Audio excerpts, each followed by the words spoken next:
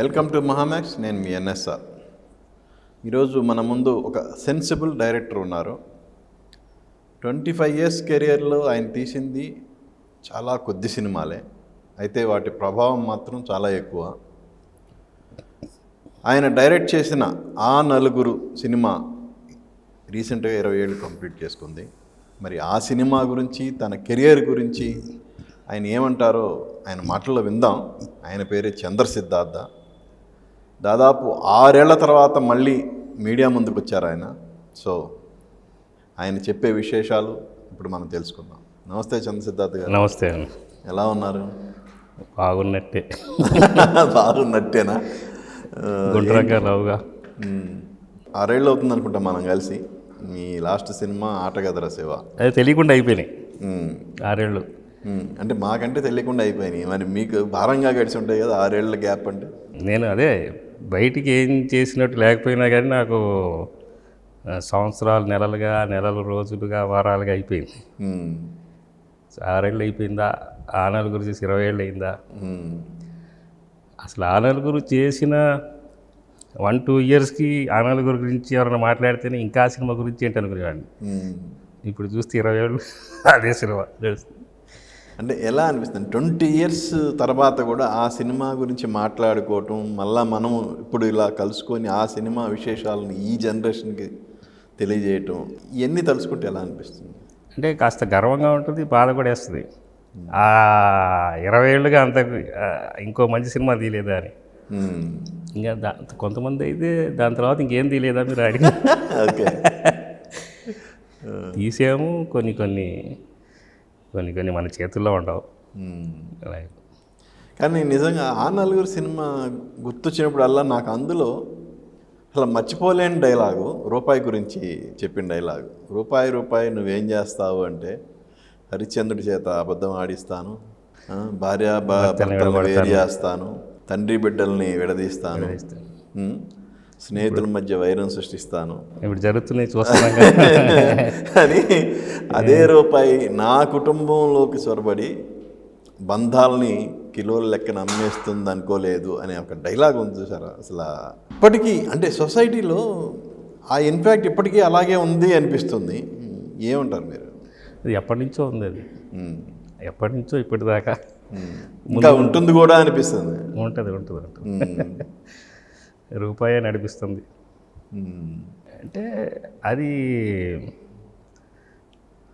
తెలియకుండా మేము ఆ కథలో ఇవన్నీ కుదిరినాయి. డబ్బు గురించి మాట్లాడటం, బంధాల గురించి మాట్లాడటం, మనం సొసైటీ కోసం ఏం చేయాలి, ఇలాంటివన్నీ అదొక ఫిలాసఫీ కూడా ఆ సినిమాతో చెప్పటం జరిగింది. చాలామంది వాళ్ళ జీవితాలకి కనెక్ట్ అయ్యారు. అందుకే ఇప్పుడు దాకా ఆ సినిమా. అంటే గతంలో అంటే మనం పోయినప్పుడు ఒక నలుగురు కావాలి మోసుకెళ్ళటానికి అనేది ఉంది. ఇప్పుడు మొత్తం మారిపోయింది. అంతా అంబులెన్స్లో వచ్చి తీసుకెళ్ళి ఎలక్ట్రిక్ దీంట్లో అయిపోతుంది. సో ఆ విలువ తెలియట్లేదేమో అనిపిస్తుంది కదా. అంటే అన్నిట్లో అన్ని వ్యవస్థల్లో కూడా డీజనరేషన్ వచ్చింది. మారల్స్, వాల్యూస్ ఇవన్నీ మార్పులు సహజమే. అంటే మనకి ఉంది కదా ధర్మం 4 పాదాలు అని, అప్పుడు తర్వాత 3 పాదాలు, తర్వాత 2 పాదాలు, ఇప్పుడు 1 పాదం. ఇక తగ్గిపోతాయి అనేది మనం ఎక్స్పెక్ట్ చేయొచ్చు. సో మీరు చెప్పిన మెసేజ్ ఆ సినిమాలో కూడా చివరిలో, సో మనం పోయే ముందు మనకంటూ కొంతమందిని సంపాదించుకోవాలి అనేది మీరు ఇచ్చిన మెసేజ్ యాక్చువల్గా. సో తెలియకుండానే ఆ క్యారెక్టర్, రాజేంద్ర ప్రసాద్ గారి క్యారెక్టర్కి ఎంతోమంది అభిమానులు రావటం, ఇవన్నీ మనం ప్రస్తుత కాలానికి అన్వయించుకుంటే సాధ్యమంటారా? అది నేనే ఇంకో సినిమాలో మనం పోయిన తర్వాత మన గురించి ఎవడేమనుకుంటే మనకేంటి అనేది కూడా తీసాను. మనం పోయినా మనం గుర్తుండాలి అని ఆ సినిమాలో ఉంటాయి.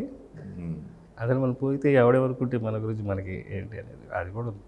కానీ తీశారు, కానీ ఇది గుర్తుండిపోయింది, అది గుర్తుండలేదు కదా. అదే అదొక సంతోషించాల్సిన విషయం. అంటే అదే అనిపిస్తుంది. ఇంకా చాలామంది అలాంటి సినిమా మళ్ళీ చేయండి ఇలా ఇప్పుడు రావట్లేదు అది ఇది అంటున్నారు. నెక్స్ట్ మళ్ళీ రాజేంద్ర ప్రసాద్ గారితో సంచారి అనేది. సంచారి, ఓ సూపర్. ఏంటి లైన్ ఏంటి? లైను ఒక మెటీరియలిస్టిక్ వరల్డ్తో ఫుల్గా అందులో ఒక మాస్టరీ చేసిన, అంటే డబ్బు సంపాదించడంలో కానీ అన్నీ చాలా క్యాల్కులేటెడ్ లైఫ్ లీడ్ చేసే ఒక మనిషి ఒక రియలైజేషన్ వచ్చి హార్ట్ అటాక్ వచ్చిన తర్వాత ఎలా మారాడు, మారిన తర్వాత లైఫ్ ఏంటి అంటే loosely based on the monk who sold is Ferrari. అదొక బెస్ట్ సెల్లింగ్ నావల్ అది. లూజ్లీ జస్ట్ ఒక ఐడియా అంతే. అసలు ఆ నలుగురికి ఎలా బీజం ఎలా పడింది? నేను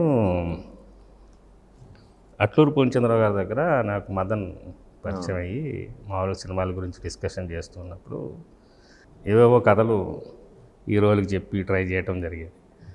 సరే ఎవరు మన వేవ్లెంత్లో లేరు, ఇంక నేనే తీసుకుంటే బెటరు, ఏదో ఒక 125లోనో 150లోనో ఏదైనా చిన్న సినిమా చేద్దాము అనుకున్నప్పుడు చెప్పిన కథ ఇది. ఓకే. అయినా ఫస్ట్ లైన్కి ఎక్సైట్ కాలేదు, కానీ తను ఇంతకంటే నేను మంచి కథ రాయలేనండి అన్నాడు. సో తన మీద ఉన్న నమ్మకంతో దిగాడు. ఈ లోపల మాకు ప్రేమ్ కుమార్ ఆయన టచ్లోకి రావటం, నేను చేస్తాను సినిమా అంటాం, అలా టకటక అయిపోయింది అది. ఇలా అనుకోవటం, అలా రాజేంద్ర ప్రసాద్ గారి దగ్గరికి వెళ్ళటం, మొత్తం ఓపెనింగ్ అయ్యి రిలీజ్ 3 months. ఓకే, ఫాస్ట్గా, చాలా ఫాస్ట్గా. నేచర్ కూడా చాలా బాగా హెల్ప్ చేసింది. ఆ ఊరంతా వర్షం పడేది, మా లొకేషన్లో పడేది కాదు, ప్యాకప్ అయినాక పడేది. ఓకే. అంటే యాక్చువల్గా ఆ నలుగురికి ముందు మీరు చేసిన సినిమా అప్పుడప్పుడు, దానికి ముందు ఇన్స్క్రూటబుల్ అమెరికన్స్ అన్న ఒక ఇంగ్లీష్ సినిమా చేశారు. కానీ మనకు కౌంట్ అయ్యేది తెలుగు సినిమా అనుకుంటే అప్పుడప్పుడు అది అంత పే చేయలేదు కమర్షియల్గా. కానీ ఇన్స్క్రూటబుల్ అమెరికన్ గురించి జనరల్గా మన ఇండస్ట్రీలోనే ఎవరు మాట్లాడుకోలేదు, తెలియదు, చూడలేదు కూడా, చాలా తక్కువ మంది చూశారు ఫ్రెండ్స్. దానికి ముందు మీరు నిర్మాతగా తీసిన నిరంతరం అనే సినిమా అసలు రాలేదు, రిలీజ్ కూడా కాలేదు ఇప్పటికీ. అది కాలేదు, అది అప్పుడు మేము 1000 రోజుల పండుగ కూడా 1000 రోజుల పండుగ చేశారు. నేను అప్పట్లో న్యూస్ ఐటమ్ కూడా కవర్ చేశా. అది నిజంగా ఒక విధంగా చెప్పాలంటే అసలు అలా చేస్తారా అనేది కూడా అనుకున్నారు అప్పట్లో. సో ఇంత డౌన్ఫాల్లో ఉన్న చంద్రసిద్ధార్థతో సినిమా ప్రేమ్ కుమార్ ఏ ధైర్యంతో చేశారు? ప్రేమ్ కుమార్ ఆయన రాజేంద్ర ప్రసాద్ గారి అభిమాని. ఆయనతో సినిమా అనగానే ఇంట్రెస్ట్ చూపించాడు. బడ్జెట్ కూడా తక్కువే. ఆయన కథ నచ్చిందో లేదో తెలియదు, కానీ దూకేసాడు ఆయన. ఓకే. అసలు ఈ సబ్జెక్ట్ అనుకోగానే రాజేంద్ర ప్రసాద్ గారు అని ఫిక్స్ అయ్యారా, లేదంటే ముందు అసలు ఎవరన్నా మైండ్లో ఉన్నారా? లేదు, నాకు రాజేంద్ర ప్రసాద్ గారు. నాకు అప్పట్లో చాలామంది రాజేంద్ర ప్రసాద్ గారితో సినిమా అంటే కామెడీ సినిమా తీస్తున్నానేమో ఏదో అనుకున్నారు. పోస్టర్ చూసేటప్పుడు తెలిసింది వాళ్ళకి. అది ఓపెనింగ్ రోజు ఆయనతో ఒక పోస్టర్ డిజైన్ చేసి పెట్టింది. సో ఇది ఏదో డిఫరెంట్ సినిమా అనుకున్నారు. నాకేంటంటే కామెడీ బాగా పండించగలిగిన వాళ్ళు సెంటిమెంట్ కూడా బాగా పండించగలుగుతారని నమ్మకం. ఆయన ఎర్రమందారం ఇవన్నీ చూసే కదా. అంటే నిజం చెప్పాలంటే మీరు అన్నట్టే ఇప్పుడు ఆ నలుగురు అనే సినిమా రాజేంద్ర ప్రసాద్ గారి కెరియర్లో ఆ నలుగురికి ముందు ఆ నలుగురు తర్వాత అనేది డివైడ్ చేసింది కూడా సినిమా. అది ఆ తర్వాత ఆయన చేసిన ఎన్నో అద్భుతమైన పెర్ఫార్మెన్స్ ఓరియంటెడ్ క్యారెక్టర్స్ మన కళ్ళ ముందు ఇప్పటికీ మనం చెప్పుకోవచ్చు. దీన్ని చూసి ఆయన కోసం ప్రత్యేకంగా క్యారెక్టర్లు సృష్టించేవాళ్ళని కూడా ఉన్నాయి. నిజానికి ఆయనలాగా మిగతా హీరోలు కూడా బాగా ఇంకా అది ఇప్పుడు పెద్ద బిజినెస్ మార్కెట్ ఉన్న హీరోలు కూడా ఆయనలాగా సబ్జెక్ట్స్ చూస్ చేసుకుంటే నిజంగా తెలుగు సినిమా నాకు తెలిసి ఇంటర్నేషనల్ స్టాండర్డ్స్లోకి వెళ్తుంది. ఇప్పుడు మలయాళంలో చేస్తున్నారు కదా, మమ్ముట్టి, మోహన్ లాల్. మన హీరోల్లో ఆ మార్పు వస్తుందా? రావచ్చు. మరి తెలుగు సినిమా అయితే మారింది, స్టాండర్డ్స్ పెరిగింది. స్టాండర్డ్స్ పెరిగినాయి అంటే అప్రోచ్ తగ్గిపోట్లా హీరోలతో అప్రోచా? హీరోలతో అప్రోచ్ అనేది చాలా లిమిటెడ్ ఇదైపోయింది. గతంలో యాక్సెస్ బాగుండేది కదా డైరెక్టర్లకు కానీ రైటర్స్కి కానీ, హీరోల దగ్గరికి బాగా యాక్సెస్ ఉండేది. ఇప్పుడు అసలు అది లిమిటెడ్ సోర్స్గా మారిపోయిందేమో అనిపిస్తుంది నాకు. అంటే నాకు తెలియదు, ఎందుకంటే నేను ట్రై చేయాలి అప్రోచ్. నేనేమన్నీ ట్రై చేయలేదు. ఓకే. నేను మరి ఎందుకు వాళ్ళకి కావాలి కదా మంచి కథలు, కొత్త టాలెంట్ కావాలి, మరి వాళ్ళే వెతుక్కుంటారేమో నా ఫీలింగ్. అంటే ఇప్పుడు కొత్త డైరెక్టర్లకి ఏమైనా టాలెంట్ ప్రూవ్ చేసుకునే వెంటనే పెద్ద హీరోలు మరి చేస్తున్నట్టున్నారు. టాలెంట్ ప్రూవ్ చేసుకోవడం అంటే ఓ బ్లాక్ బస్టర్ కొట్టిన అయితే అదేదో రాచపాటలాగా ఉంటుంది. వేరే ఇప్పుడు ఒక డైరెక్టర్ దగ్గర అద్భుతమైన సబ్జెక్ట్ ఉంటుంది, కొత్త డైరెక్టర్ కానీ ఒక ఫ్లాప్ ఇచ్చిన డైరెక్టర్ దగ్గర కానీ ఆ డైరెక్టర్ హీరో దగ్గర చేరుకోవాలంటే అంత ఈజీ కాదు కదా. ఎవరో ఒకళ్ళు అవకాశం ఇస్తే సక్సెస్ నిరూపించుకున్న తర్వాతే వాళ్ళకి అవకాశాలు దొరుకుతుంది పెద్ద స్టార్ హీరోల దగ్గర. అవునవును, అదేనండి, అది బ్యారియర్ ఉన్నట్టుంది. మీరు హీరో డేట్స్ తెచ్చుకుంటేనే మళ్ళీ ప్రొడ్యూసర్ దొరుకుతాడు. ఏదో కొంతమంది ప్రొడ్యూసర్లు తప్పితే వాళ్ళు కథని పలానా హీరో సూటబుల్ అనుకొని వాళ్ళే హీరోతో మీటింగ్ సెట్ చేయటం, అలా ఒక 5-6 నిర్మాతలు ఉన్నారు. మిగతాదంటే పాపం. ఓకే, మదన్ సబ్జెక్ట్ చెప్పినప్పుడు అంటే తక్కువ బడ్జెట్ కాబట్టి చేద్దాం అనుకున్నారా? అసలు సబ్జెక్ట్లో ఇది విషయం ఉన్న సబ్జెక్టు, దీన్ని గ్యారంటీగా మనం అద్భుతంగా చేయొచ్చు అనిపించిందా, లేదంటే ఒక చిన్న బడ్జెట్లో అనే ఒక పాయింటే మిమ్మల్ని అట్రాక్ట్ చేసిందా? అలా అంటే ఇంత క్లాసికల్ అనే స్టేజ్ అవుతుందని అనుకోరా. మంచి సినిమా తీస్తున్నామని అనుకున్నాం. ఇప్పుడు ఎమోషన్స్ పండించడానికి బడ్జెట్ అవసరంలా. మన బడ్జెట్ తక్కువ ఉన్నప్పుడు ఎమోషన్స్ మీద ప్లే చేయటమే. ఇప్పుడు ఇప్పుడు ఇప్పుడు ఉన్న సినిమాల్లో ఏంటంటే గ్రాండియర్ మీద బేస్ చేసుకుంటున్నారు, గ్రాఫిక్స్ మీద బేస్ చేసుకుంటున్నారు. అంత మన దగ్గర లేదు కాబట్టి డబ్బు. అంతకంటే మనకి పే చేసేది ఎమోషన్సే. ఇప్పుడు ఎమోషన్స్ అంటే యూ నీడ్ స్ట్రాంగ్ పర్ఫార్మెన్సెస్, మంచి యాక్టర్స్, మంచి కాన్సెప్టు, మంచి కంటెంట్. ఇది నమ్ముకొని వెళ్ళటమే. బడ్జెట్ తక్కువ ఉంటే, చిన్నదైతే అలా మంచి కథ అని తెలుసు. అందులో ఎవరు ఏమనుకున్నా కానీ ఒక చిన్న యూఎస్పి దాని ఏంటంటే గ్రాండ్ మదర్, మా అమ్మమ్మ అనేది, నువ్వు నేను చనిపోతే అన్నా ఏడుస్తావరా అని. నువ్వు చనిపోయాక నేను ఏడిస్తే ఎందుకు కదా అంటే అది ఒకటి ఉంటుందేమో, పోయాక నా గురించి ఏమనుకుంటారు అలాంటి. అదే మెయిన్ ఇదేమో సోలేమో అని అనిపించింది. ఓకే. సో రాజేంద్ర ప్రసాద్ గారు ఓకే, కానీ అప్పటికి ఆమని గారు ఒక విధంగా చెప్పాలంటే షార్ట్ టైం రిటైర్మెంట్లో ఉన్నారు. అంటే దాదాపు 7-8 ఏళ్ళు ఆర్టిస్ట్గా దూరంగా ఉన్నారు. సో ఆవిడ్ని రాజేంద్ర ప్రసాద్ గారు వైఫ్ క్యారెక్టర్ తీసుకోవాలని ఐడియా ఎవరిది? రాజేంద్ర ప్రసాద్ గారు. ఆయనే ఒక రకంగా ఫోర్స్ చేసి ఆమెను ఒప్పించారు. ఓకే. ఆ గడుసుదనం, ఆ మిడిల్ క్లాస్, ఆ లుక్ ఆమెకుంటుంది. సో మీ అప్పుడప్పుడు హీరోని ఇందులో ఒక విధంగా చెప్పాలి నెగిటివ్ షేడ్ ఉన్న క్యారెక్టర్ కదా రాజా. రాజా ఒక మంచి యాక్టర్ అండి. అతను నేను హీరోగానే చెయ్యాలి అలాంటి ఉన్న ఇది కాదు. అతను నా మీద అభిమానంతో చేశాడు. దాని తర్వాత ఇది సంగతిలో కూడా చేశాడు, దొంగ వేషం వేసాడు. ఎందుకని రాజా హీరోగా ఎందుకు అంటే బిగినింగ్లో సక్సెస్ వచ్చిన దాన్ని ఎందుకు నిలుపుకోలేకపోయాడు అంటారు? అంటే మీరు వ్యక్తిగతంగా దగ్గరగా పరిశీలించి ఉంటారు కదా. దాని సెన్సిటివ్, అతను సెన్సిటివ్. ఒక సినిమా ఏదో సరిగ్గా థియేటర్స్ దొరకలేదని ఏదో స్టేట్మెంట్లు ఇచ్చి తర్వాత ఏంటి పెద్దవాళ్ళతో పెట్టుకుని భయపడి తనంతట తనే సినిమా ఇండస్ట్రీకి దూరం అయ్యాడు అనుకోండి.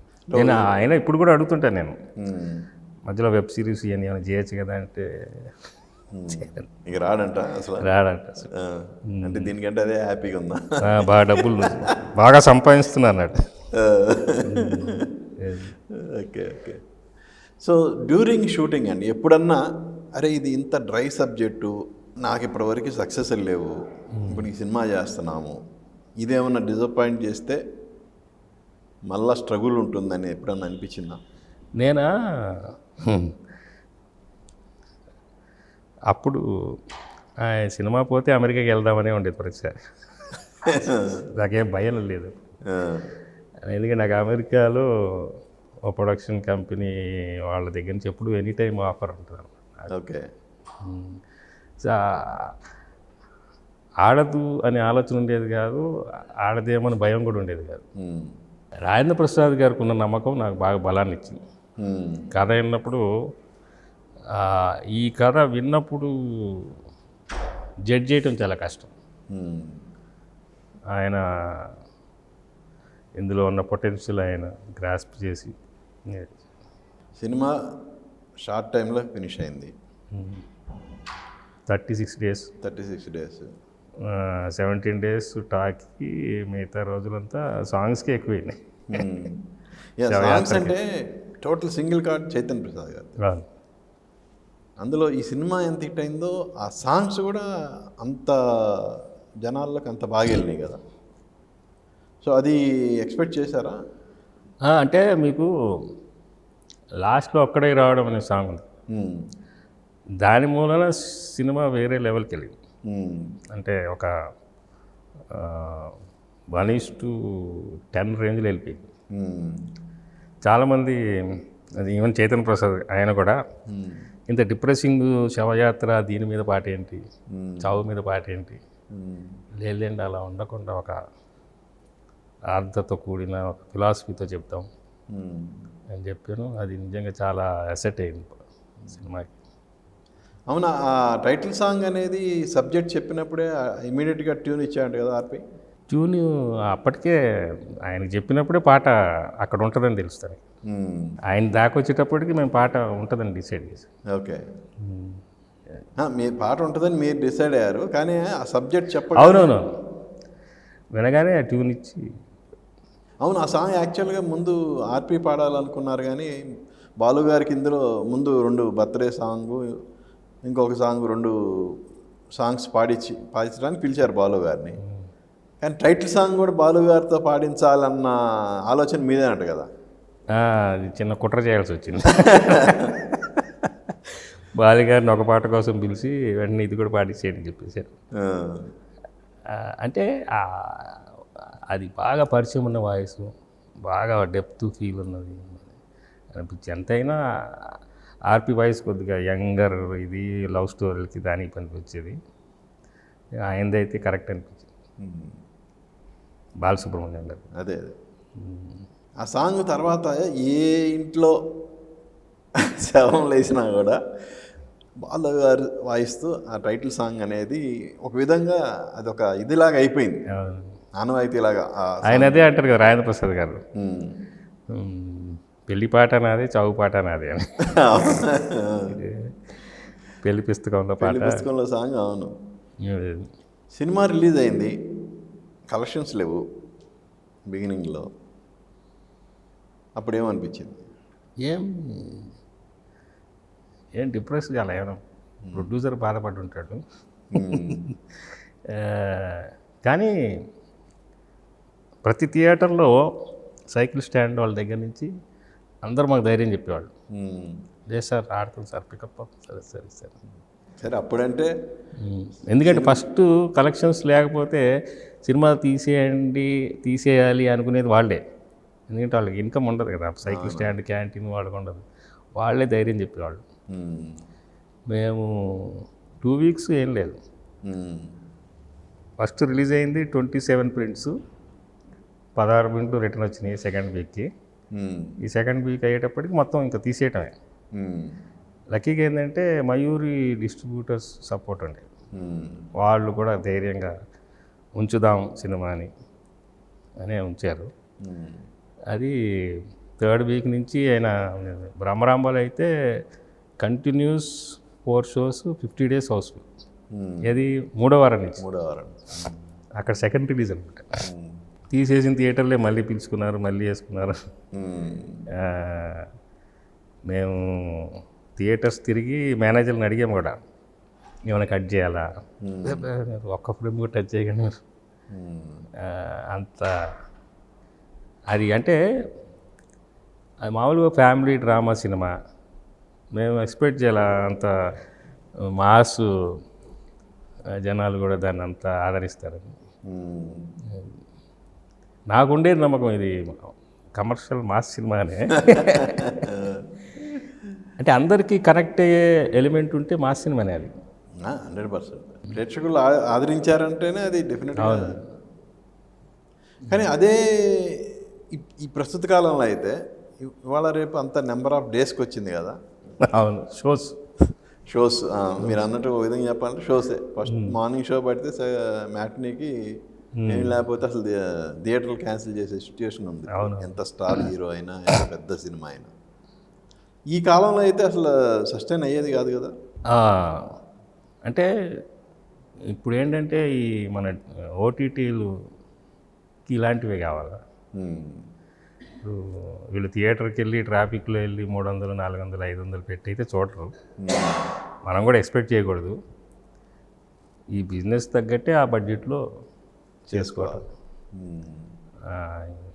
ఓటీటీలో ఇలాంటి సినిమాలకు మంచి ఇది ఉంది, ఆదరణ ఉంది, రెవెన్యూ కూడా ఉంది. సో ఈ సినిమాకి మాటలు అందించిన మదన్ గారి గురించి ఏం చెప్తారు? మదన్ నాకు తెలిసి తెలుగులో ఉన్న రైటర్స్లో బాగా చదువుకున్నాడు, లిటరేచరు, కథలు ఉన్నాడు. చాలా కొత్తగా క్రియేటివ్గా రాసే, అతని డైరెక్షన్ వైపు వెళ్ళటము, డీవియేషన్స్ అలా లేకపోతే ఈ పాటికి అతని చాలా అంటే ఇంకోటి లేండి, అతను కొంచెం అహెడ్ ఆఫ్ టైమ్స్ కూడా ఉండే కథలు. అంటే ఇప్పుడు మనం మలయాళం వస్తున్నాయి చూసాను, తెలుగులో అప్పుడే తన కథలు అలాగే ఉండేవి. నేను ఈ ఆహా ఇవన్నీ వచ్చినప్పుడు మళ్ళీ నేను మదన్ని ఇప్పుడు నీకు టైం వచ్చింది, నీ కథలు ఇప్పుడు బయటికి తీ అనేవాడిని. సో ఇప్పుడు ఒకటి ఎక్స్పెరిమెంటల్, అదే తన కథ ఒక లాంగ్ టైటిల్ అనమాట. ఓకే. ఈ పాట కోరిన వారు నెమలిపాలెం నుండి రమ, జ్యోత్స్న, మురళి, నందు, నేనే డోల్ రవి, కబీర్ మొదలగు వారు. ఓకే. మరి ఇంత టైటిల్ పోస్టర్ మీద వేయాలన్నా, అలాగే జనాల్లోకి దాన్ని తీసుకువెళ్ళాలన్నా కష్టం కదా. అలా ఉంది, ఆ నమ్మకం ఉంది, తీసుకెళ్తాను ఉంది. ఇది ప్రజెంట్ టైమ్స్లో ఉన్న ఈ న్యూరో సైన్స్, ఆర్టిఫిషియల్ ఇంటెలిజెన్స్ ఇది ఎక్కువ లైఫ్స్ దీంట్లో పెద్ద మేజర్ పార్ట్ ప్లే చేయబోతుంది. ఇది ఒక రకంగా ఏంటంటే first of it's kind neuro scientific musical thriller. ఇది అంటే దానికి ఏమన్నా షార్ట్ ఫామ్ ఏమైనా కనిపెట్టారా? ఇప్పుడు జనరల్గా అంత టైటిల్ ఉన్నప్పుడు అంటే ఇది ఈ పాట కోరిన వారు అది బోల్డ్గా ఉండి మిగతా స్మాల్ లెటర్స్లో ఉంటుంది. ఓకే. ఓకే. అది షూటింగ్ మొదలైంది. అది ఒక యుఎస్ ఛానల్కి దానికోసం చేస్తున్నాం. ఓకే. కొత్త వాళ్ళ లేదంటే ఏమన్నా ఆల్రెడీ? కొత్త వాళ్ళు, స్మాల్ ఫిలిం. ఇప్పుడు ఆ నలుగురికి మ్యూజిక్ ఆర్పి పట్నాయక్. యాక్చువల్గా ఆ టైంలో తను కొంచెం స్వింగ్లోనే ఉన్నాడు కదా. స్వింగ్లోనే ఉన్నాడు. మళ్ళీ తేజ సినిమా చేస్తా ఉన్నాడు అప్పుడు. అవునన్నా కాదన్నా. ఓకే. మరి ఆ టైంలో మరి పట్నాయక్ని కాదని బాలుగారితో పాడించారు మీరు. యాక్చువల్గా బాలుగారికి ఆ సాంగ్కి నంది అవార్డు రావాల్సింది కదా, ఎందుకు రాలేదంటారు? అంటే మీరు అవార్డు కమిటీల్లో, చాలా అవార్డు కమిటీల్లో ఉన్నారు కాబట్టి అక్కడ ఉన్న పాలిటిక్స్ అన్నీ మీకు తెలుసు. అదే కామెడీ ఏంటంటే ఆర్పికి అవార్డు డిసైడ్ చేశారు. దేనికి? ఆ పాట పాడినందుకు. ఓకే. ఒక్కడే రావడం. ఈ లోపల వాళ్ళకి ఎవరికో డౌట్ వచ్చింది, ఆర్పి అయి ఉండడే అని. ఫోన్ చేసి కనుక్కుంటే బాలుగారు పాడారు అన్నారు. బాలుగారు పాడినందుకు ఆయనకి బల. ఆ పాట పాడిన వాళ్ళకి అవార్డు ఇద్దాం అనుకున్నారు. అప్పుడు అది బాలుగారైనా ఆర్పి గారైనా ఎవరైనా ఇవ్వాలి కదా, ఇవ్వాల్సిందే. అంటే ఎందుకని చెప్తున్నారు, వాళ్ళ లెక్కలు వేరే. లేకపోతే ఆయనకి చాలా వచ్చినాయనా, లేకపోతే అంతకుముందు ఆర్పి గారికి అన్యాయం జరిగింది, ఈసారి న్యాయం చేద్దామనా. అంతకుముందు ఆర్పికి రావాలా ఓకే మ్యూజిక్ డైరెక్టర్గా. అప్పుడు వాళ్ళందరూ కొంతమంది ఫీల్ అయినట్టున్నారు. సో ఈసారి ఇద్దాం అనుకున్నట్టు. అంటే ప్రతి సంవత్సరం కమిటీలో ఒకళ్ళే ఉండరు కదా, మారుతుంటారు కదా. అంటే ముందు కమిటీ అన్యాయం చేసింది కాబట్టి మనం న్యాయం చేద్దాం అనుకున్నారా? అంటే ఉంటారుగా మన ఎఫ్డీసీ నుంచి. ఎఫ్డీ నుంచి రెగ్యులర్గా ఓకే. అలా ఎండి కానీ ఎవరన్నా ఒకళ్ళు ఉంటారు. ఉన్నా వాళ్ళకి తెలుసుగా, ఇప్పుడు వాళ్ళు కనెక్టెడే ఉంటారుగా, అంతకుముందు అవార్డ్స్ ఎవరికి వచ్చింది.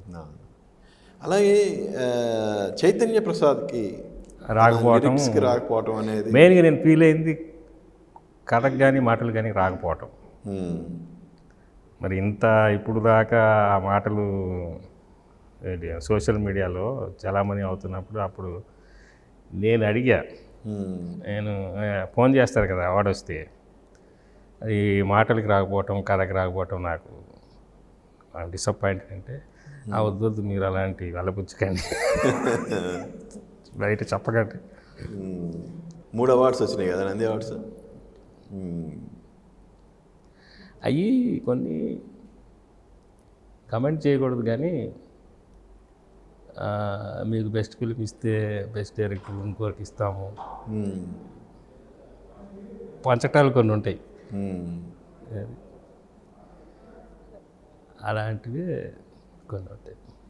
అవును, ఓకే, ఉంటాయి. మీరు కూడా నేషనల్ అవార్డ్ కమిటీలో ఉన్నారు, నంది అవార్డ్ కమిటీలో ఉన్నారు.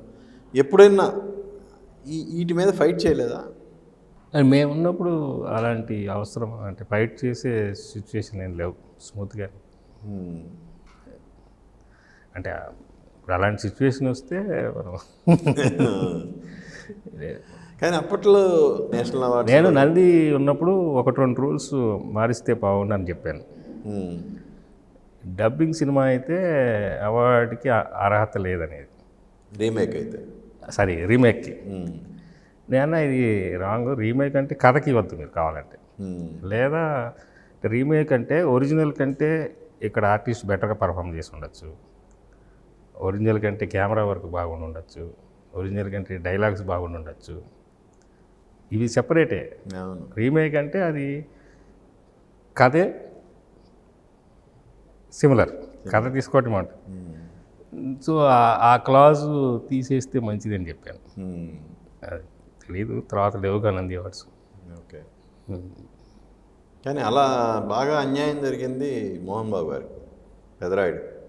అప్పుడు ఆయనకి అవార్డు రావాల్సింది ఏముంది, ఎన్టీ రామారావు గారికి కూడా రాలేదనుకుంటా.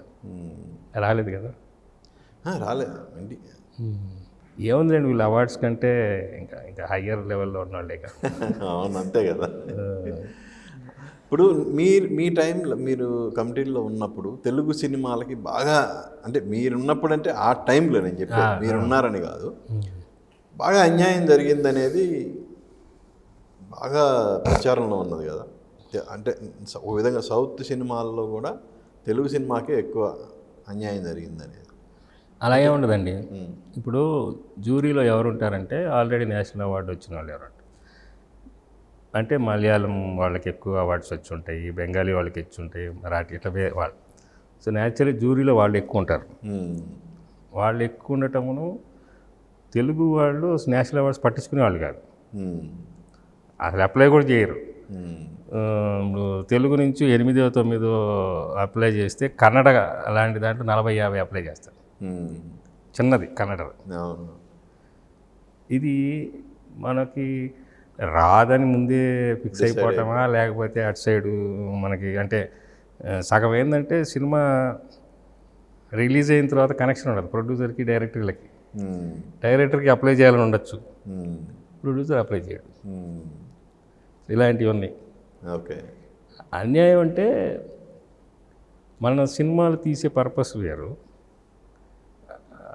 నిజంగానే అవార్డు కేటగిరీకి సూట్ అయ్యే సినిమాలు ఉండేవి కావు. ఇప్పుడు ఇంకోటి ఏంటంటే, ఎవరన్నా తెలుగు జ్యూరీ మెంబర్ ఉంటే ఏం చేస్తారంటే, మంచి సినిమా అయినా కానీ అవార్డుకి అర్హత ఉన్నా కానీ ఒకళ్ళు అక్కడ అడ్వకేట్ చేసేవాళ్ళు ఉండాలి. ఈ సినిమాలో ఇది ఇందుకోసం చూడాలి.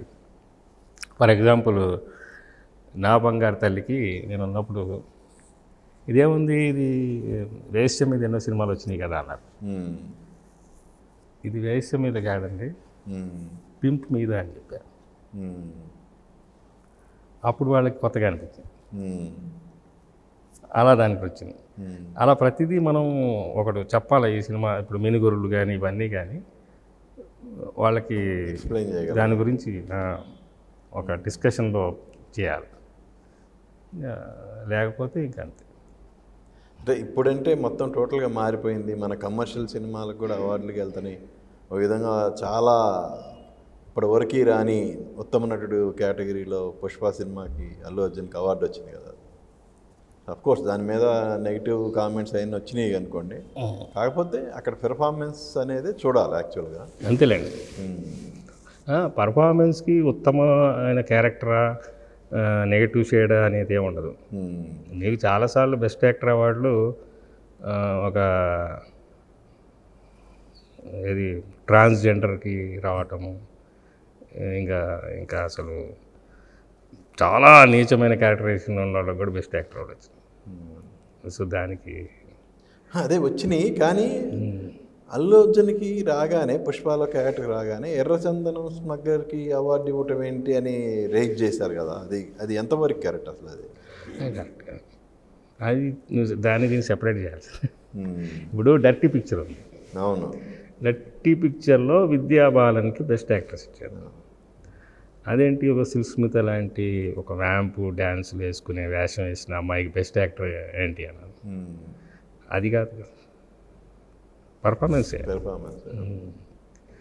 ఇప్పుడు మనం ఎస్వి రంగారావు గారు నేను అనేది అదే. ఇప్పుడు అక్కడ క్వశ్చన్ చేయని వాళ్ళు ఒక తెలుగు సినిమాకి ఉత్తమ నటుడు అవార్డు రాగానే క్వశ్చన్ చేశారు కదా.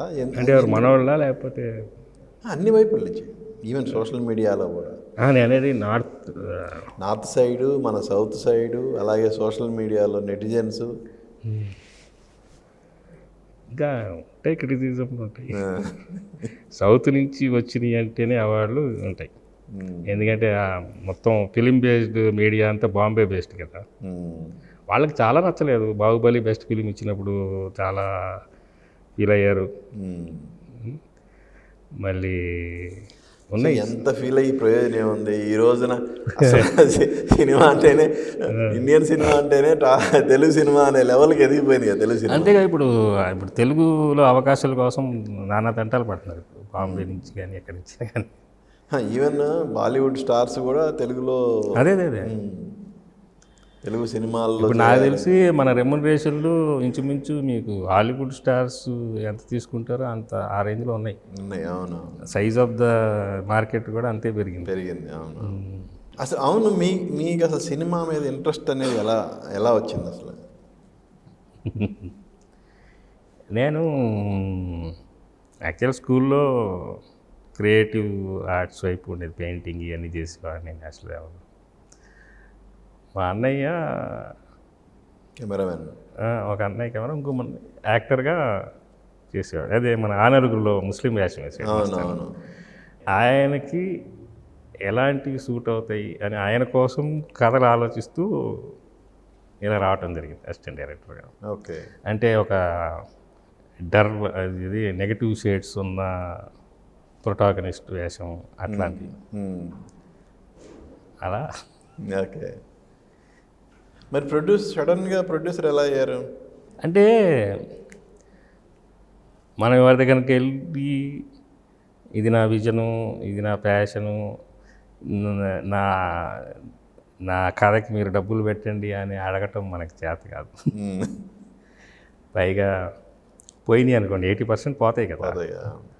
పోయితే మనం వెళ్ళి వాళ్ళకి నష్టం చేయించినట్టు ఎందుకు ఉండాలి? పోయినా మన ప్యాషన్ తీర్చుకోవడానికి మన డబ్బులు పోవటమే కరెక్ట్. అంటే ఆ సినిమా కేవలం మీ బ్రదర్ కోసమే చేశారా ఎలా? అది పూనా ఫిల్మ్ ఇన్స్టిట్యూట్ స్టూడెంట్ ఆయన. వాళ్ళ కొలాబరేషన్లో చాలా తక్కువలో చేసాం. ఆ ఫిలిం మేకింగ్ ప్రాసెస్సే ఇక్కడ తెలుగు వాళ్ళకి చాలా కొత్త. ఒక అందరూ ఒక లిమిటెడ్ క్రూ తోటి, ఒక హీరో లేదు, ఒక డైరెక్టర్ లేదు, అందరూ ఈక్వల్గా. ఎక్కువగా స్టేజ్ ఆర్టిస్టులు ఉన్నారు కదా, మరాఠీ స్టేజ్ ఆర్టిస్టులు. ఇదే మన నేషనల్ అవార్డు విన్నారు 3-4 సార్లు రఘువీర్ యాదవ్, సుహాస్ పాన్షికర్ అని ఇంకో మరాఠీ ఆర్టిస్టు, ఇంకో చిన్నమయ్య అని మరాఠీలో బెస్ట్ యాక్టర్. అంటే ఆయనకి పరిచయం ఉన్న యాక్టర్స్. ఇక్కడ లోకల్ ఆ సినిమాకి first cinema song Ashok Teja, Chaitanya Prasad, లక్ష్మణీలే ఆర్ట్ డైరెక్టర్గా. ఓకే.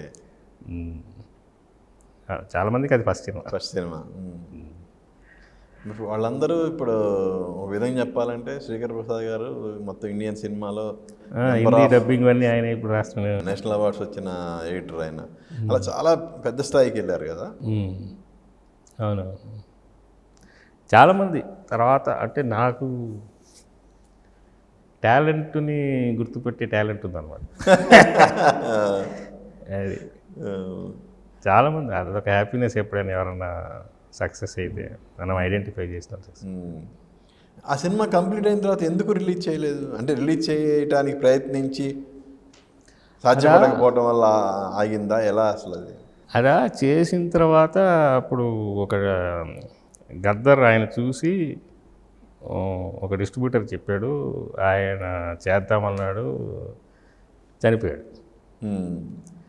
తర్వాత వచ్చేసి మా బ్రదర్ ఏంటంటే ఒక 4-5 సినిమాలు తీశాడు రిలీజ్ కానీ. ఏమేంటి రిలీజ్ పట్టించుకోడు, ఫోటోగ్రఫీ చేస్తాడు, డబ్బులు సంపాదిస్తాడు, స్క్రిప్ట్ మీద పెడతాడు, సినిమా చేస్తాడు, వదిలేస్తాడు. కొన్ని బ్యాన్ చేసింది గవర్నమెంట్. ఆయన కోసం ఆయన చూసుకోవడానికి చేస్తాడు ఆయన. ఇప్పుడు ఒకటి నిరంతరము నిరంతరం ఆయన మ్యాన్, ఉమెన్ అండ్ మౌజ్ అని అది న్యూయార్క్లో చేశాడు. ఓకే, కరెక్ట్గా 2 కార్ల యూనిట్.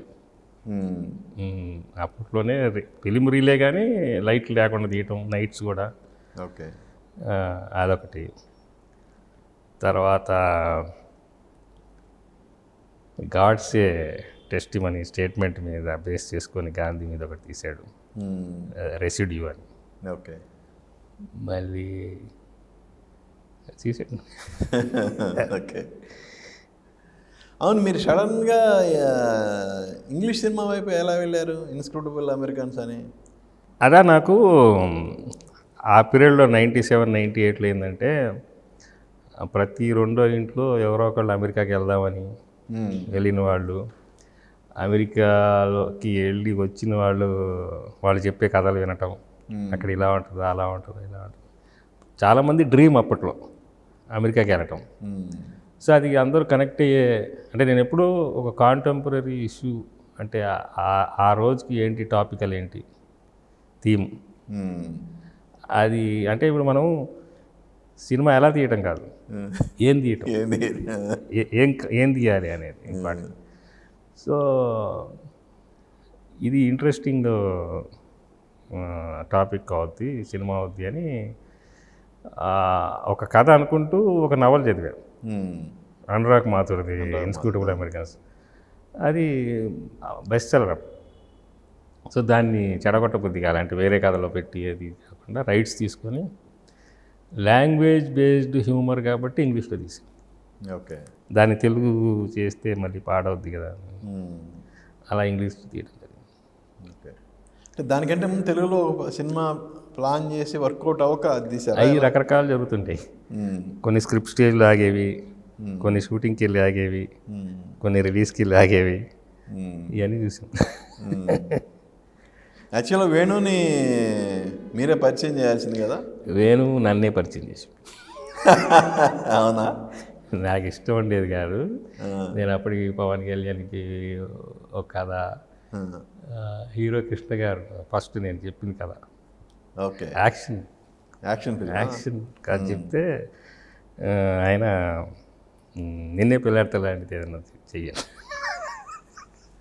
కృష్ణ గారు నిన్నే పెళ్ళాడతా లాంటి సబ్జెక్ట్ కావాలని అడిగారా? ఓకే, సరే అయిపోయిన తర్వాత ఇంకా తర్వాత కృష్ణ గారిని వదిలేశారు.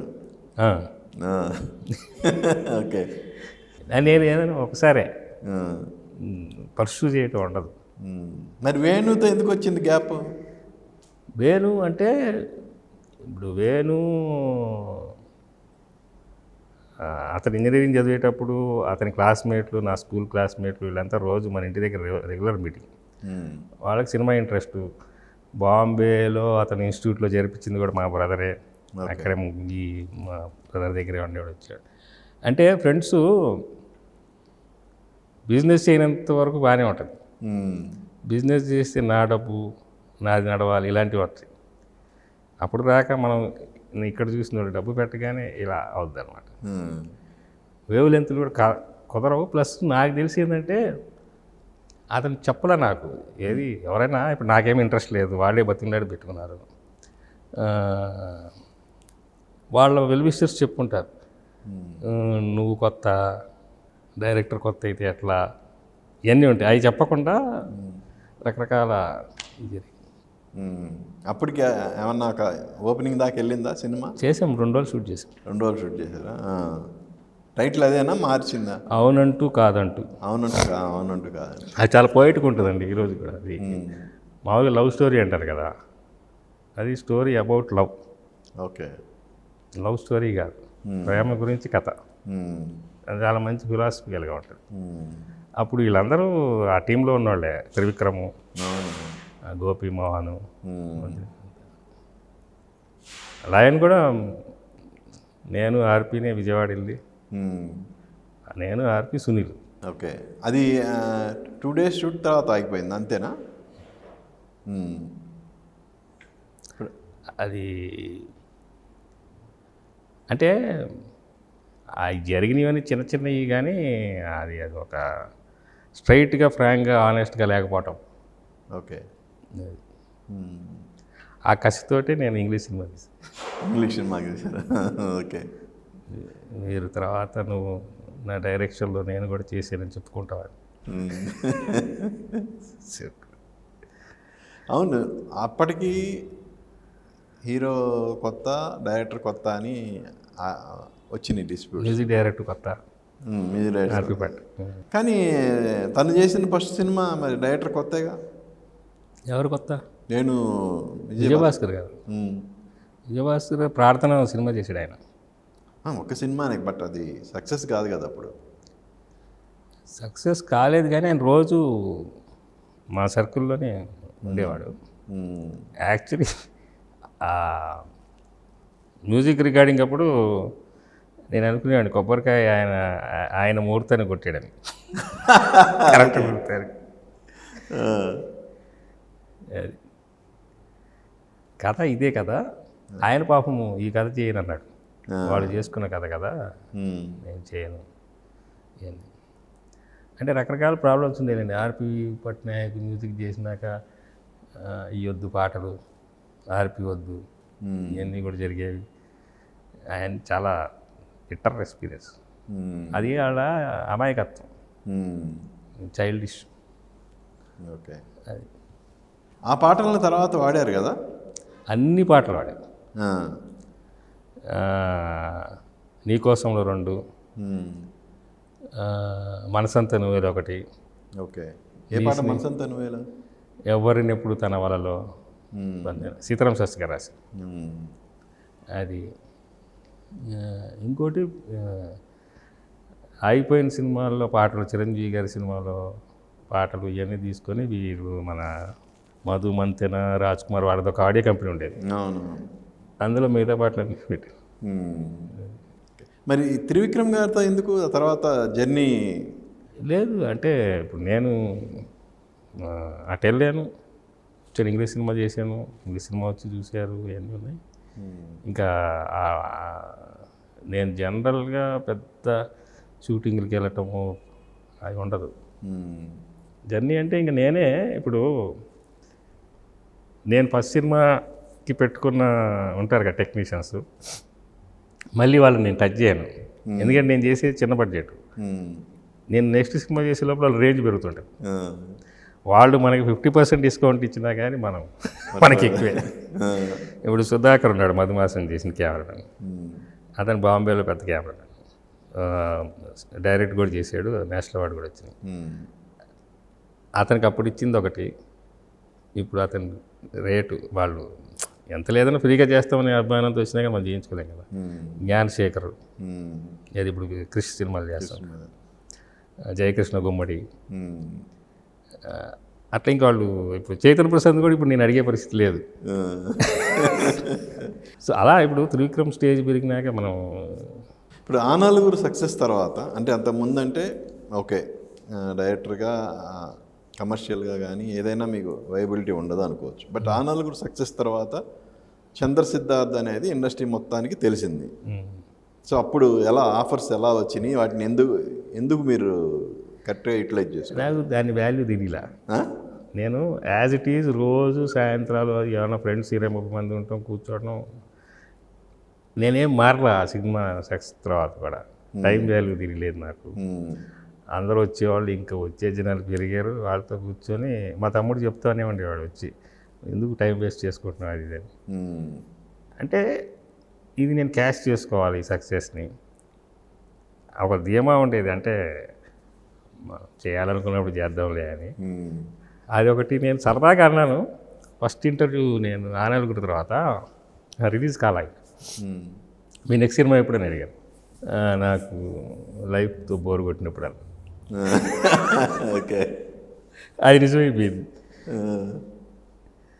నీకేం అంత పొగరు నీకు, ఆ స్టేట్మెంట్ అయితే అన్నాడు కూడా అన్నారు. పొగరుగా సరదాగా అంటే ఏది కూడా అంటే పరిగెత్తి అంటే మామూలుగా కూడా ఎట్లా అయిపోయిందంటే కుందేలు తాబేలు కదా అయిపోయింది. అంటే ఇప్పుడు ఏమైనా రిగ్రెట్ అవుతున్నారా? అరే నేను అలా ఉండకుండా ఉండాల్సిందని ఏమన్నా? పెద్ద రిగ్రెట్ అవ్వాలి, కానీ మిస్టేక్ యాక్సెప్ట్ చేయాలిగా. మన తప్పులు మనకు అంటే మీరు ఒప్పుకున్నా ఒప్పుకోకపోయినా ఇంట్లో వాళ్ళు అయితే అంటుంటారుగా. ఇంట్లో అంటే నేను పెళ్లి చేసుకుంటే ఉండేదేమో. అంతేనా? అంటే పెళ్ళి చేసుకుంటేనే అని కాదుగా. ఉంటుంది అది. పెళ్లి చేసుకుంటే డెఫినెట్గా ఇంత తాపీగా ఉండటం కష్టం. మరి ఎందుకని అసలు ఆ సైడ్ ఆలోచన ఎందుకు రాలేదు? అదే చెప్తున్నాను, టైం వాల్యూ తెలియలేదు. ఎందుకు తెలియనప్పుడు మన ఏజ్ ఇంత అయిందా, ఇప్పుడు ఎందుకు రేపు బాగోలేదు పెళ్లి చేసుకుంటే. అది పైగా చాలా నాకు మ్యారేజ్ అంటే ఒక లో ఒపీనియన్, ఇష్టం లేదనుకుంటారు, కానీ కాదు, చాలా ఎక్కువ వాల్యూ ఇస్తా కాబట్టి చేసుకోవాలి. ఆ శాంక్టిటీ. ఆ విషయంలో ఏమన్నా రియలైజేషన్ అనేది ఈ ఏజ్లో కూడా రాలేదా? నాకు దేని గురించి, నా కెరియర్ గురించి ఉండదు, పర్సనల్ లైఫ్ గురించి ఉండదు, హెల్త్ ఒకటి బాగుంటే చాలనుకుంటాను. అది చాలామంది నన్ను చూసి ఈర్షపడతారండి, ఇది సినిమాలు లేవు ఏం లేవు, ఇంత హ్యాపీగా ఎట్లా ఉంటాడని.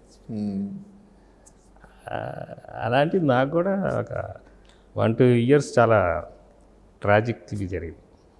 అంటే ఇప్పుడంటే ఓకే, ఒంట్లో ఓపిక ఉన్నంతకాలం ఓకే, కానీ ఒక స్టేజ్ వచ్చిన తర్వాత ఎవరో ఒకరు తోడు కావాలి అనే ఒక, ఇది జనరల్గా అందరు చెప్పేదే.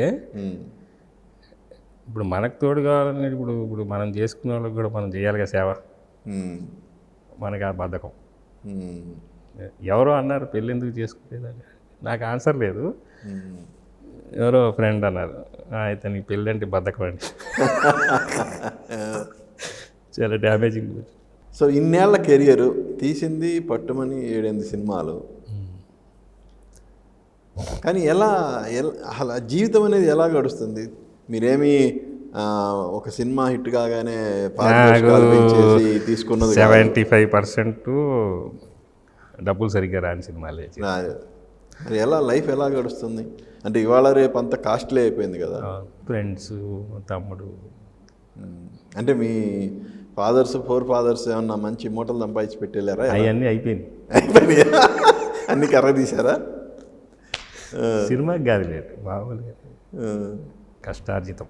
మరి ఫ్యూచర్ గురించి భయం లేదా?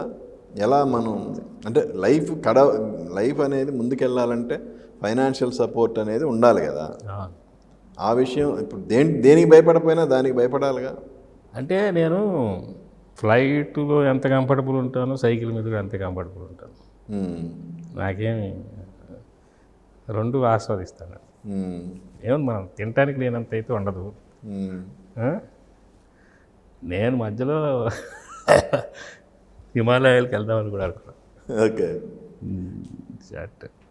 అన్నీ చేసి హిమాలయాలకి వెళ్ళాలి అనుకున్న మిమ్మల్ని ఎవరు ఆపారు? ఏదో సినిమా వచ్చింది అప్పుడే. సో ప్రతిసారి హిమాలయాలు వెళ్ళాలనుకోవాలి, సినిమా వస్తుంది. అదేం లైట్ పెద్ద స్పిరిచువల్ అదేం కాదు. ఓకే. సో ఆ నలుగురు తర్వాత వెంటనే సురేష్ ప్రొడక్షన్స్లో సినిమా చేశారు మధుమాసం. అది కూడా మోడరేట్ సక్సెస్. సో దాంట్లో నాకు తెలిసి ఒక పాటని సింగిల్ షాట్లు కంప్లీట్ చేశారు కదా, లేదా? అలాంటివన్నీ నేను ఎందుకు చేయనంటే ఆల్రెడీ చేశారు చాలామంది బాలీవుడ్లో. మీరు నేమ్ ఎనీ ఎక్స్పెరిమెంట్ ఎవడొకటి చేసి ఉంటాడు. ఇక్కడ మనం ఊరికి చెప్పుకోవటమే తప్పితే సింగిల్ షాట్లో సినిమా తీశాను, ఒక రోజులో తీశాను, అవన్నీ అయిపోయినాయి. అవి తెలియక మన వాళ్ళు చెప్పుకుంటారు, ఓకే. అది రికార్డ్ లాగా. ఇలా మధుమాసం అదే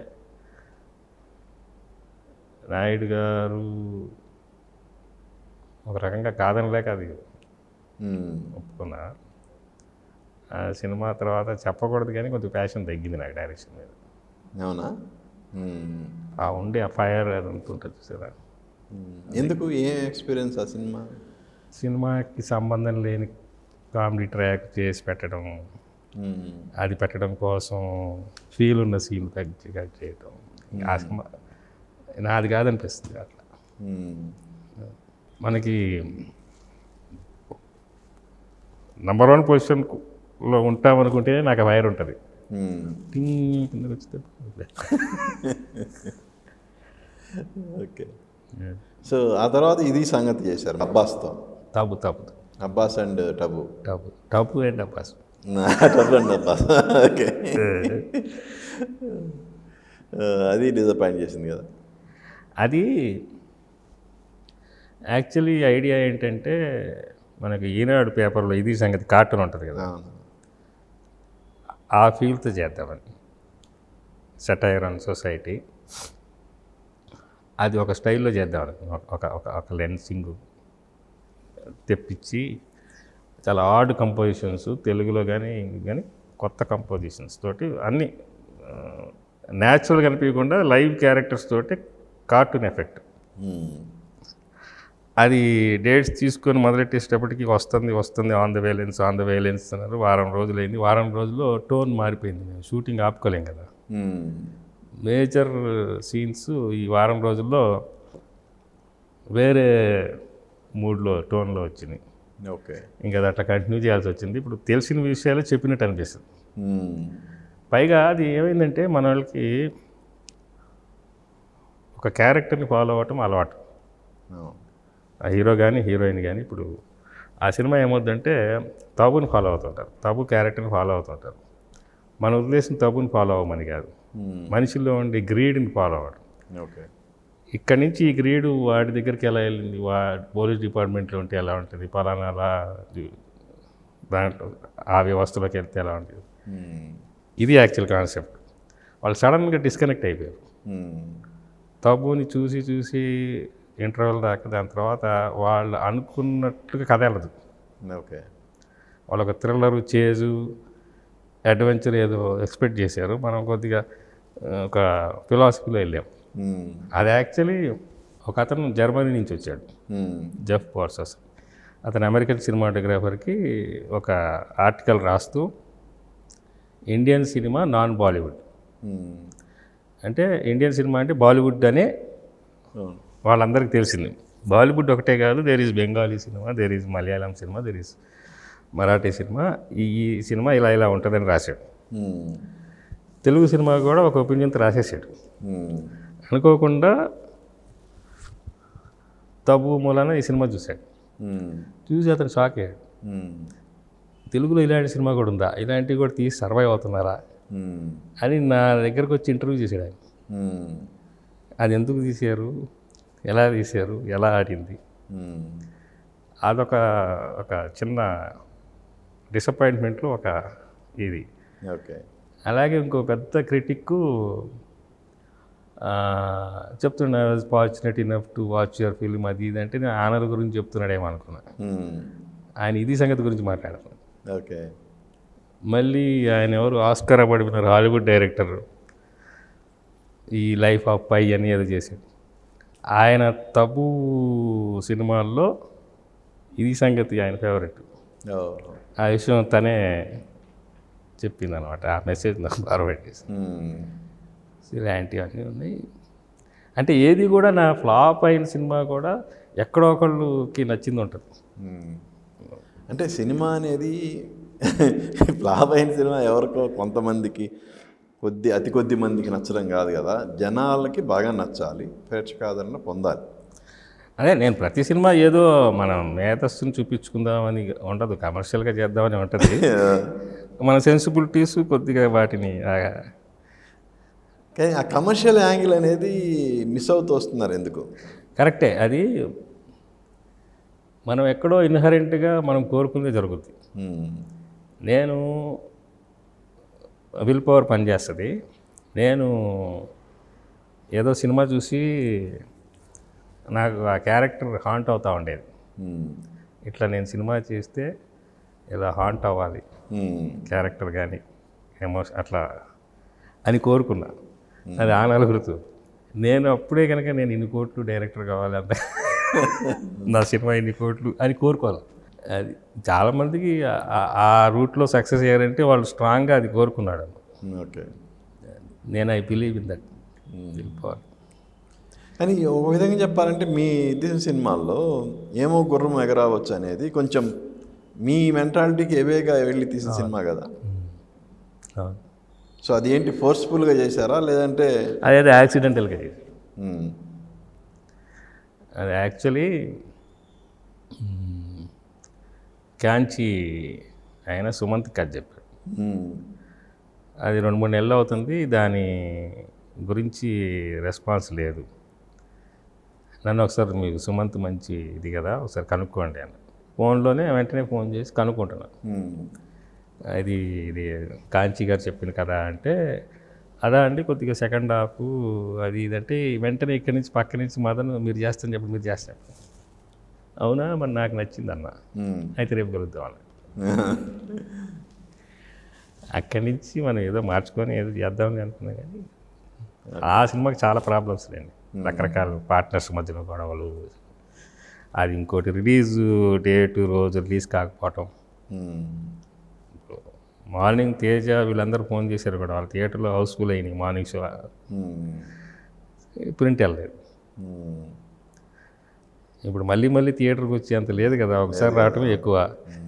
రెండో రోజుకి ఆ షోలు పోయి టైమింగ్స్ మారి 4 షోస్ కాస్త 2 షోస్ అయిపోయి, ఈ షోస్ టైమింగ్ పేపర్లో మార్చలేదు, బుక్ మై షోలో. ఇంకా అది డెత్ ఫస్ట్ డేనే ఇంకా చనిపోయింది సినిమా. ఇంకా అది తెలియకుండా ప్రేక్షకుల్లో ఒకటి ఉంటుంది అనమాట, నెగిటివ్. కొద్ది గొప్ప బాగున్నా కానీ అసలు బాగాలేదు అట్లా.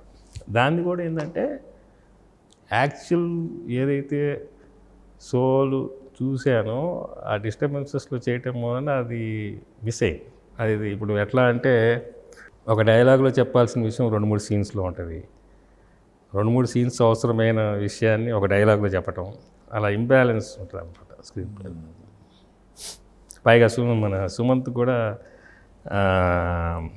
కొద్దిగా కామెడీ టైపు అది చేయటం, మళ్ళీ ఇంకా ఆ అమ్మాయిని అనవసరంగా తాయి హీరోయిన్ అని చెప్పటం కరెక్ట్ కాదు. అవన్నీ జరుగుతుంది. ఆటగాదల శివ మీరు ఇప్పుడు వరకు డైరెక్ట్ చేసిన సినిమాలో చివరి సినిమా అది. నేనా ఒక నెలలో తీసి చేద్దాంలే అనుకున్న సినిమా అది. దానికి వేరే కారణాలతోటి అదో సంవత్సరం లాగి మనం అన్నీ ఏదో ఒక కొత్త ఎక్స్పీరియన్స్. చాలామంది ఒక సినిమా తీసేసి మనం అంతా నేర్చేసుకున్నాం, ఈ తప్పులన్నీ కవర్ అయిపోతే నెక్స్ట్ చెయ్యం అనుకుంటారు. కానీ ప్రతి సినిమాకి కొత్త ప్రాబ్లమ్స్ ఉంటాయి. అది దిల్ రాజుకి అయినా నా సురేష్ బాబుకి అయినా ఎవరికైనా, ఎవరు కూడా ఇప్పుడు మనకు వచ్చేసిన సినిమా ఎట్లా తీయాలని ఎవరన్నారు. అది దానికి బాగానే నచ్చిన వాళ్ళు ఉన్నారు, చాలా తక్కువలో తీసుకున్నాను. ఓకే, తక్కువలో. సో బిగినింగ్లో మీ ఫస్ట్ సినిమా అనుకున్నప్పుడు ఉన్న బ్యాచ్ మొత్తం ఎప్పుడన్నా మొత్తం కానీ కనీసం మెజారిటీ మెంబర్స్ కానీ ఎప్పుడన్నా మళ్ళా ఒకసారి కలిసిన సందర్భాలు ఉన్నాయా? రెగ్యులర్ కలుస్తాం. రెగ్యులర్ కలుస్తారా? మొన్న కూడా కలిసారు. మొన్న ఈ గోపీమోహన్ బర్త్డే, మళ్ళీ ఇంకా అబ్బాయి సందేశం బర్త్డే, మా ఫ్లాట్లోనే జరిగింది బర్త్డే. ఓకే, అందరూ వస్తారు. దసరాతో గోపీమోహన్ అందరూ. త్రివిక్రమ్ సునీల్ బిజీ కాబట్టి మేము టచ్ చేయము, వాళ్ళు రాదు. సో అలా కలిసినప్పుడు ఏంటి మీ మధ్య జరిగే సంభాషణలు ఎలా ఉంటాయి? సినిమాల గురించి అసలు ఉండవా? మరి దేని గురించి మాట్లాడితే? పాలిటిక్సా? లేదు, రకరకాల మేము డిస్కస్ చేసేది ఎవరైనా వింటే వీళ్ళు సినిమా డైరెక్టర్లు సినిమా రైటర్లు అని కూడా అనుకోరు. అది సరదాగా ఇంకా సినిమా గోల వాళ్ళు ఎప్పుడూ ఉంటానే ఉంటుంది కదా. మాకు ఇది వాట్సాప్ గ్రూప్, ఓకే. గ్రూప్లో రెగ్యులర్ టచ్లో ఉంటాము. ఇంకెవరొకరు బర్త్డే అయినా ఏదో ఫంక్షన్ అయితే కలవటం. సో మీ ఫ్రెండ్ బ్యాచ్లో మీకు రెగ్యులర్గా టచ్లో ఉండి మీ వెల్ విషెస్ అంటే మీరు బాగుండాలని విష్తో ఉండేవాళ్ళు రెగ్యులర్గా మీతో టచ్లో ఉండేవాళ్ళు ఎవరు ఇండస్ట్రీలో? ఆర్పి పట్నాయక్ మన జర్నలిస్ట్ మిత్రులే ఎక్కువ. జర్నలిస్ట్ మిత్రులే ఎక్కువ. నేను సినిమా తీయాలి బాగుండాలి తెలియకుండా ఫ్రెండ్స్ అయినా కానీ చిన్న ఇది ఉంటుంది. సినిమా డైరెక్టర్లు వాళ్ళు ఎక్కడో చిన్న హోలాటెడ్గా ఉండదు. ఏంటి అసలు ఇప్పుడు చంద్ర సిద్ధార్థ ఇప్పటి వరకు చేసింది ఇంక మీద చేయాలనుకుంటుంది ఏంటి? అసలు గోల్ ఏంటి? నా అంబిషన్ లెవెల్ అంతా తగ్గుతూ వస్తుంది.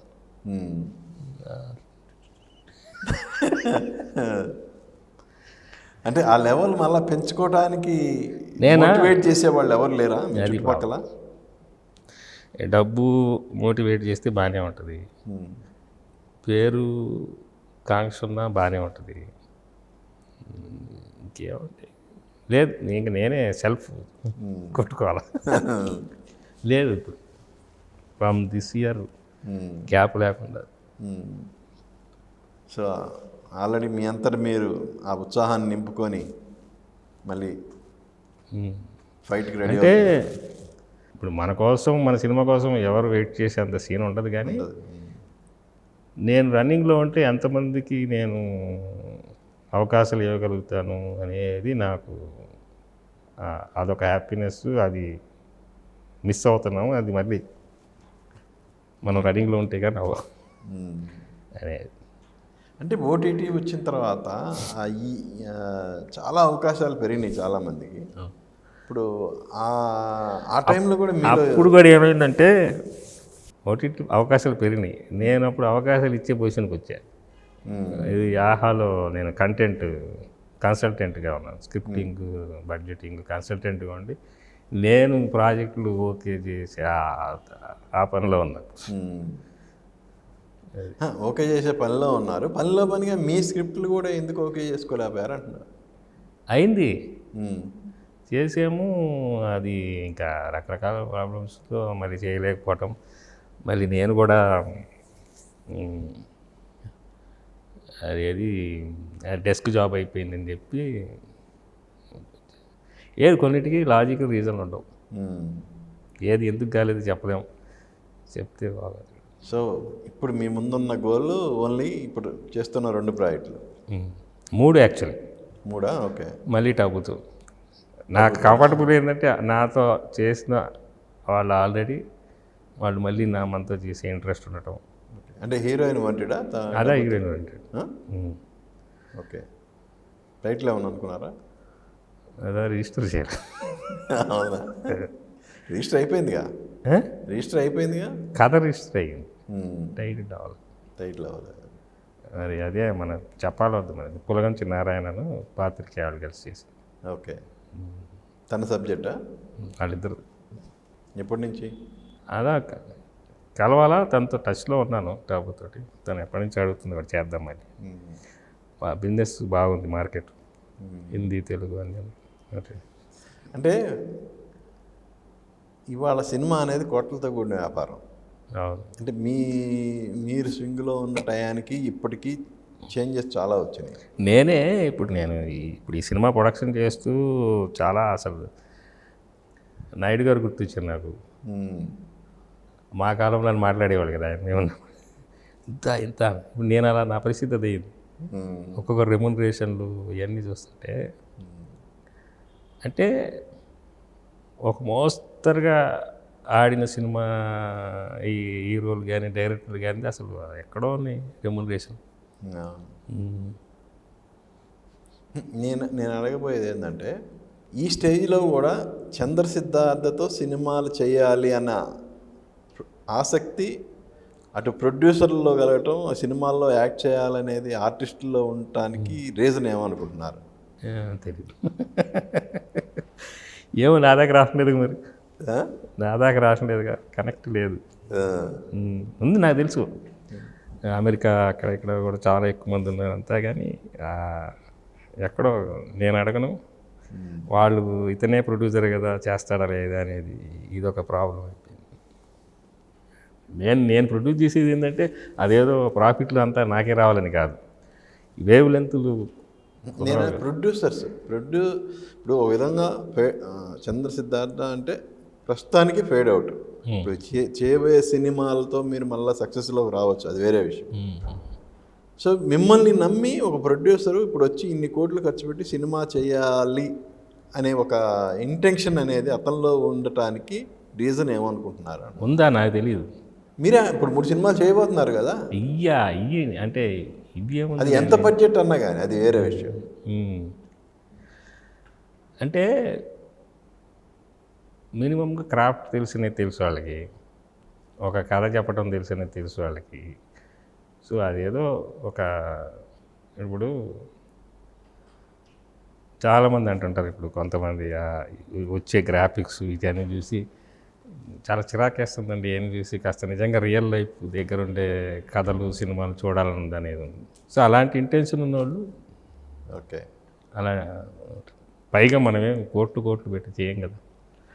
అంటే సెన్సిటివ్ మైండ్ ఉన్నవాళ్ళు ఆ సెన్సిటివ్ సబ్జెక్టులు మీ దగ్గర ఉంటాయని ఎక్స్పెక్ట్ చేస్తుండొచ్చు. సో